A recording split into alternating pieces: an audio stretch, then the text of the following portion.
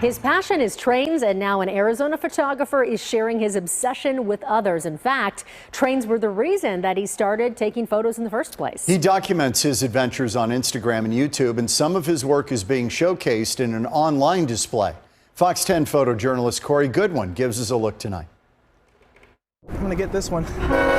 I've had a lifelong fascination with watching trains. It goes back to my younger days when my dad would take my brother and I out to industrial parts of northeastern Ohio where I grew up. We would go and watch trains and take pictures, and that's kind of how I got into photography, was by watching trains. Through the pandemic this past year, while I was locked up at home, I did a lot of reflecting on myself and my roots, where I came from.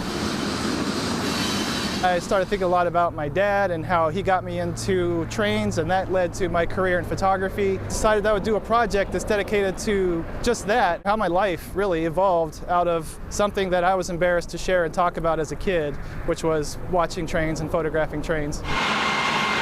For this project, I was interested in going back to my roots, and I thought about the parallels that photography and railroads share historically, and I thought, well, why not shoot it with this big hulking 4x5 camera that's really old, shoots film. The process of capturing the trains, the way I'm doing it on this big camera, is very similar to the way photographers would have photographed it back in the origins, the early days of photography. It was just a way of me finding these parallels between photography, trains, and how those all impacted my life, and telling a story about that. It's also a way of dealing with difficult times during the pandemic when you're locked up at home, can't really do much, can't go out. Well, this was something that I could pursue without endangering anybody or putting myself at risk. Through art, we can heal.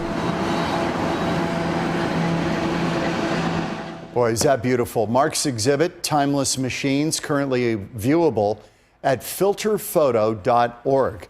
Thursday, he will discuss his work in an online reception, and we've got a link to that on our website, fox10phoenix.com. Click on Seen on TV.